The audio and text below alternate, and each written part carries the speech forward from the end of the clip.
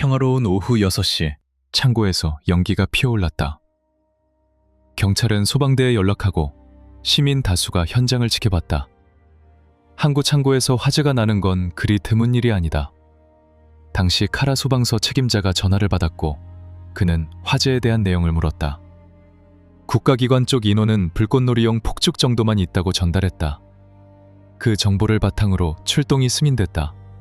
그때까지만 해도 폭발은 해당 상황이 없었다. 이곳은 레바논의 수도 베이루트, 중동의 파리라고 불리며 지중해를 통하는 국제 항구 도시다. 또한 아시아와 유럽, 아프리카를 잇는 위치에 있다. 베이루트 항구는 전 세계의 온갖 물류가 들어온다. 2013년 배 한 척이 입항했다. 이름은 로서스호. 몰도바 국적 화물선으로 모잠비크를 향하고 있다. 적재 화물은 질산암모늄 약 2,750톤, 비료 및 산업용 폭파 작업에 사용할 예정이다. 로서스호는 중간 기착 과정에서 선박결함이 발견됐다. 로서스호는 이를 점검하기 위해 근처 베이루트 항구를 향했다. 베이루트 항구는 국제항구로 들어오는 선박에 대한 상태를 점검한다. 이 과정에서 항만 사용료 및 채무 문제, 선박 상태 불량이 겹치며 베이루트항 출항 금지 조치가 내려졌다. 이후 선박은 한참 방치됐다. 선박에 실린 물품, 특히 질산암모늄의 경우 위험물이며 동시에 법적인 소유가 애매한 상태가 됐다. 결국 항만, 세관당국이 압류한 후 12번 창고에 임시 보관됐다. 창고는 곡물 창고 옆에 위치했다. 일반 보관 창고이며 위험물 전용 창고는 아니었다. 또한 타이어 및 목재 포장 자재 및 기타 압류물품 등 여러 물품을 동시에 보관하는 창고였다. 이후 시간이 흘러 2017년이 됐다. 그동안 질산암모늄은 그 자리 그대로였다. 세관, 항만청, 사법부, 관련 부처는 각자 문서로 상황을 공유하고 인지했다. 하지만 폐기 권한이 불명확했다. 재수출의 비용 또한 무시할 수 없었다. 장기간에 걸친 보고가 있었지만 처리 결정은 이후로도 미뤄지기만 반복했다. 결국 질산암모늄은 그대로 창고에 방치됐다. 위험물인 것은 모든 기관이 인지했다. 그럼에도 방치된 사유는 레바논의 정치 구조에 있다. 레바논은 종파별로 권력을 나눈다. 1943년 관행과 내전 종결 이후 1989년 타이프 협정을 통해 제도화됐다. 따라서 대통령은 마론파 기독교, 총리는 수니파 이슬람교, 국회의장은 시아파 이슬람교가 맡는다. 즉, 결정을 내리기 위해 새 권력기관이 합의해야 된다. 위험물을 대량으로 처리하려면, 그것도 소유권이 불분명한 위험물을 처리하려면 합의가 필요하다. 관련 관할권도 서로 각자가 갖고 있기에 합의가 느리다. 책임의 소지 또한 각자한테 나눠지기에 누군가 주도하기 힘들다. 결국 주도한 사람은 사고 발생 시 책임의 주체가 된다. 이때 정치적 위험이 제일 적은 선택은 아무것도 하지 않는 것이다. 질산암모늄으로 돌아가면 2020년까지 질산암모늄은 포대째 적치됐으며 일부 포대는 훼손됐고 장기간 습기와 온도 변화로 변질됐다. 그러던 2020년 8월 4일 소방관 9명과 구급대원 1명으로 구성된 팀이 출동했다. 소방차 한 대와 구급차 한 대는 항구로 향했다. 팀은 항구 게이트에서 군 인원에게 통과 안내를 받은 후 내부로 들어갔다. 현장 도착 후 대원들은 이상한 느낌이 들었다. 전에 들은 것보다 불이 크고 이상한 소리가 났다. 대원들은 소방서에 증언을 요청했다.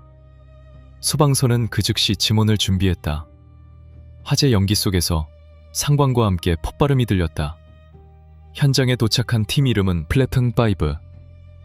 해당 팀의 소속 엘리 크자미는 12번 창고 내부에서 불꽃놀이 폭죽 소리 같은 탁탁 소리와 연기를 봤다. 커져가는 불길 때문에 증언을 기다릴 여유는 없었다. 엘리 크자미는 서둘러 12번 창고로 달려갔다. 창고 문을 열기 위해 문고리를 잡아당겼다. 하지만 열리지 않았다. 굳게 잠긴 12번 창고를 열기 위해 쇠지렛대를 가지고 왔다. 문을 강제로 열기 시작했다. 어느새 하나둘씩 모여들며 총 3명의 플래튼 5호 대원이 문을 열기 시작했다. 구급대원 사하르 파레스는 이 장면을 멀리서 사진으로 남겼다. 소방본부에서 추가 차량을 준비하고 있었다. 동료들이 차에 올라타 시동을 걸고 있었다. 그 시각 엘리 크자미가 쇠지렛대를 한 번 더 휘두르는 그 순간 12번 창고가 폭발했다. 주황색 폭발이 보이고 이어 거대한 폭발과 함께 충격파와 먼지가 사방으로 밀려나왔다. 버섯구름이 피어오르고 항구의 지면이 내려앉았다. 온 도시를 향해 충격파가 들이닥쳤다. 플래툰 5는 흔적도 찾을 수 없었다. 남은 흔적은 형체를 알아볼 수 없을 정도로 구겨진 소방차뿐이었다. 폭발 직후 옥상에 있던 시민들은 서둘러 실내로 대피했다. 아무것도 모르던 평화로운 실내 사람들은 갑작스러운 충격파에 넘어졌다. 도시는 정전이 발생했다. 어두운 실내에 비명이 울렸다. 거리는 아비규환이 됐다. 깨진 유리창이나 파편에 맞아 피를 흘리는 사람들, 충격에 날아가 버린 사람들 열기에 화상이 심한 사람들, 도시 곳곳은 피해가 보고됐다.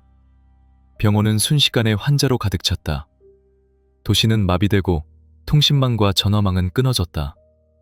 서로 생사 여부조차 확인할 수 없었다. Oh my god! Holy fuck! Oh shit! What the?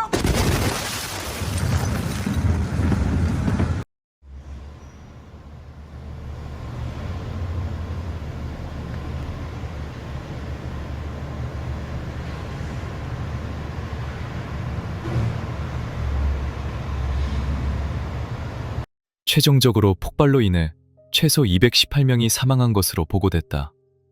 부상자는 약 7,000명이 집계됐으며 이재민은 30만 명이 발생했다.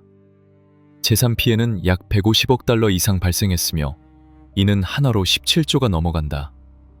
항구는 기능을 상실했으며 원래 창고 자리는 크레이터가 생겼다.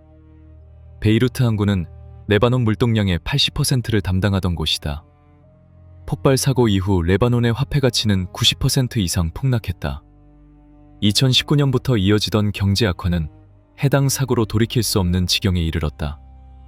사고 이후 5년이 넘어가는 현재까지 시민의 상당수가 생필품 및 의약품 부족에 시달리고 있다. 사고 전 1달러당 약 1,500파운드의 환율은 사고 이후 10만 이상으로 폭증했다. 수많은 의사, 엔지니어, 교수 등의 전문직 인재들은 해외로 이주했다. 베이루트 인구의 상당수는 아직까지 폭발의 PTSD에서 벗어나지 못하고 있다. 항구는 현재까지 완전히 복구되지 않았다. 폭발한 12번 창고 옆 곡물 창고 안에는 1.5만 톤의 곡물이 있었다. 레바논 주민 전체가 일주일을 버틸 수 있는 양이다. 또한 해당 식량 창고는 레바논에 있던 유일한 대형 곡물 저장 시설이었다. 해당 창고가 날아간 것은 밀 대부분을 수입에 의존하는 레바논의 큰 타격이었다. 사고 직후 국가 전체의 밀 비축량이 한 달치도 남지 않게 됐다.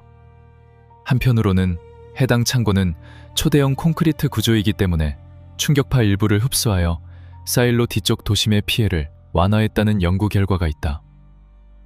폭발 직후 레바논 전역에서 격렬한 시위가 발생했다. 희생자 가족 및 일반 시민들은 민주적 책임 추궁을 요구했다. 폭발 발생 후 일주일 뒤 하산 디아브 총리 및 그의 내각 전체가 사임했다. 이에 따라 이후에도 레바논 정부는 과도정부 형태로 남아 실질적 권한 및 책임 수행에 한계를 직면했다. 사고 직후 지정된 조사 판사 파디사와는 부패, 부실 관리 책임 배상자들을 기소하다 정치적 압력으로 2021년 조사 직무에서 제거됐다. 이후 판사는 타렉 비타르가 맡았다. 그는 조사 책임을 맡아 정치적 압력에도 조사를 지속하겠다는 뜻을 밝혔다. 조사 과정에서 고위관리 소환 거부, 정치 세력 조사 축소 압박, 법적 절차 지속 지연이 이어졌다. 이 과정에서 반발하는 세력이 있었다. 또한 헤즈볼라와 아말운동 지지자들은 판사 해임을 요구하며 기독교 지역 경계로 무장 진입했다. 이 과정에서 행진 중 인근 건물 옥상에 있던 저격수들이 이들을 향해 조준 사격을 시작했다. 순식간에 시위 현장에서 시가전이 발발했다. 결국 최소 7명이 숨지고 수십 명이 부상당했다. 수사는 또 동결됐으며 4년이 지난 2025년이 되고 공식 조사가 다시 재개됐다. 또한 기소장 제출은 아직 이뤄지지 않았다. 2025년 9월 5일 로서스 선주가 불가리아에서 체포됐다. 레바논은 체포 약 2주 뒤 아델 나사르 법무부 장관을 통해 공식적인 범죄인 인도 요청서에 서명했다. 2025년 9월 22일 외교부를 통해 인도 요청서를 불가리아로 전달했다. 하지만 2025년 12월 10일 불가리아는 범죄인 인도 요청을 거부했다. 불가리아는 EU 회원국으로 사형제를 폐지했다. 레바논은 아직 사형제가 존재한다. 이는 법상 선주에게 사형이 판결될 수 있다는 뜻이다. 아직 불가리아 정부는 레바논 정부로부터 사형을 선고하지 않거나 집행하지 않겠다는 보증을 얻지 못했다. 결국 26년 1월 현재까지 핵심 책임자는 아무도 처벌받지 않았다.